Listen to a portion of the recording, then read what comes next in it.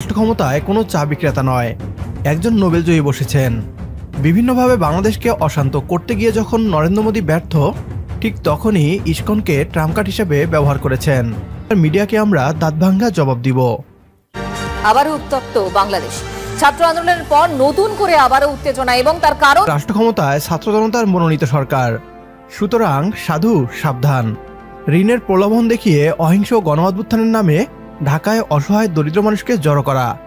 বাংলাদেশকে নিয়ে ষড়যন্ত্র করতে গিয়ে উল্টো বিপদে পড়লেন ইন্ডিয়ার নরেন্দ্র মোদী। বাংলাদেশকে নিয়ে ষড়যন্ত্র করতে গিয়ে কি বিপদে পড়েন আজকে আমরা সেটাই দেখব। এবং ইন্ডিয়ার কলকাতার টিভিগুলা সেগুলোও বিপদে পড়ে গেছে বাংলাদেশকে নিয়ে আলোচনা করার জন্য। ইন্ডিয়ার সব টিভি চ্যানেল বিপদে পড়ে গেছে। এই নিয়ে আজকের ভিডিওটা থাকছে। আজকের ভিডিওতে এটাই নিয়ে আলোচনা করব। চলুন এখন আমরা বেশি দেরি না করে ভিডিওটি শুরু করে দেই। ভিডিওতে কি বলা হয়েছে। ছাত্র আন্দোলনের পর নতুন করে আবারও উত্তেজনা এবং তার কারণ গ্রেফতার করা হয়েছে ইসকনের সন্ন্যাসী চিন্ময় কৃষ্ণ প্রভুকে। বাংলাদেশকে বিপদে ফেলতে একের পর এক ষড়যন্ত্র করছে ভারত। ভারতের সরকার প্রধান নরেন্দ্র মোদী হয়তো ভুলে গেছেন, বাংলাদেশের রাষ্ট্র ক্ষমতায় কোনো চা বিক্রেতা নয়, একজন নোবেলজয়ী বসেছেন। বিভিন্নভাবে বাংলাদেশকে অশান্ত করতে গিয়ে যখন নরেন্দ্র মোদী ব্যর্থ, ঠিক তখনই ইসকনকে ট্রাম্প কার্ড হিসেবে ব্যবহার করেছেন। ডোনাল্ড ট্রাম্প প্রেসিডেন্ট নির্বাচিত হওয়ার পরও খুব একটা সুবিধা করতে না পারলে বাংলাদেশ ইস্যুতে ইসকনই নরেন্দ্র মোদীর শেষ ভরসা ছিল। তবে ইসকন নেতা চিন্ময় কৃষ্ণ গ্রেপ্তার হওয়ার পর নরেন্দ্র মোদীর মাথায় হাত।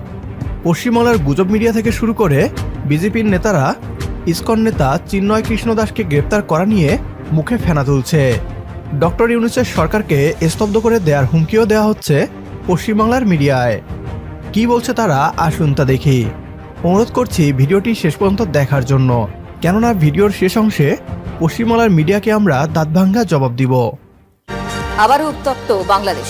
ছাত্র আন্দোলনের পর নতুন করে আবারও উত্তেজনা এবং তার কারণ গ্রেফতার করা হয়েছে ইসকনের সন্ন্যাসী চিন্ময় কৃষ্ণ প্রভুকে। ইসকনের সন্ন্যাসী গ্রেফতার হতেই অগ্নিগর্ভ দেশ এবং বাংলাদেশের রাস্তায় রাস্তায় হিন্দুদের বিক্ষোভ চলছে। রাত থেকে সেই ছবি দেখা যাচ্ছে, একাধিক উইন্ডোর মাধ্যমে আপনাদের দেখাচ্ছি। কক্সবাজার হোক, চট্টগ্রাম হোক, মশাল মিছিল হিন্দুদের। নারায়ণগঞ্জ, রংপুর, লক্ষ্মীপুর, যশোরেও বিক্ষোভ ছড়িয়ে পড়েছে। বিক্ষোভকারীদের উপর পাল্টা হামলা মৌলবাদীদের। শাহবাগেও প্রতিবাদের উপর হামলার অভিযোগ, হামলায় আহত একাধিক বিক্ষোভকারী। চট্টগ্রাম, ঢাকায় ব্যাপক সংঘর্ষের খবর পাওয়া যাচ্ছে।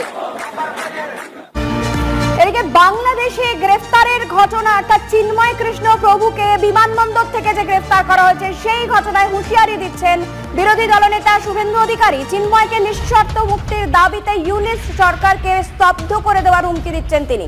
সীমান্তে আন্দোলনের ডাক দিয়েছেন শুভেন্দু। বাংলাদেশ ডেপুটি হাই কমিশনেও বিক্ষোভের হুঁশিয়ারি দিয়েছেন তিনি।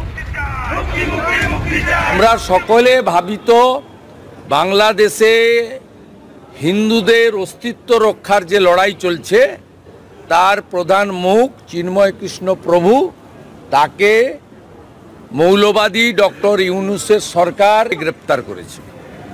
আমরা নিঃশর্ত মুক্তি দাবি করছি। মুক্তি না দিলে বাংলাদেশ ডেপুটি হাই কমিশনেও বিক্ষোভ হবে এবং বাংলাদেশ বর্ডারে সনাতনীরা ধ্বজ নিয়ে অবরোধ করবে, যাতে বাংলাদেশে ভারত থেকে পশ্চিমবঙ্গ দিয়ে আমরা কোনো পরিষেবা নিতে দেব না। অবিলম্বে ইউনূসকে বলবো রাত্রে ইমিডিয়েটলি মুক্তি দিতে হবে। পশ্চিমবাংলার মিডিয়াকে জানিয়ে দিতে চাই, বাংলাদেশ একটি স্বাধীন এবং সার্বভৌম রাষ্ট্র। আমাদের দেশের অভ্যন্তরীণ বিষয়ে নাক গলালে তার ফল ভালো হবে না। ভারতের আজ্ঞাবহ সরকার এখন আর বাংলাদেশের রাষ্ট্র ক্ষমতায় নেই, ফলে ভারতের প্রেসক্রিপশনে বাংলাদেশ চলবে না। বাংলাদেশের রাষ্ট্র ক্ষমতায় ছাত্র জনতার মনোনীত সরকার, সুতরাং সাধু সাবধান। ঋণের প্রলোভন দেখিয়ে অহিংস গণঅভ্যুত্থানের নামে ঢাকায় অসহায় দরিদ্র মানুষকে জড়ো করা, কিংবা সংখ্যালঘু নির্যাতনের ধোঁয়া তুলে ইসকনের সমাবেশ, যে ষড়যন্ত্রই করা হোক না কেন তা রুখে দিবে বাংলাদেশের জনগণ, যার প্রমাণ ইতিমধ্যে আপনারা পেয়েছেন। এটা শেখ হাসিনার বাংলাদেশ নয় যে ভারত যা ইচ্ছা সেটাই করবে। এই বাংলাদেশ ছাত্র জনতার বদলে যাওয়া নতুন বাংলাদেশ। এখানে ভারতীয় আগ্রাসন কোনোভাবেই মেনে নেওয়া হবে না। একমত হলে কমেন্ট বক্সে ইয়েস লিখে জানিয়ে দিন আমাদের।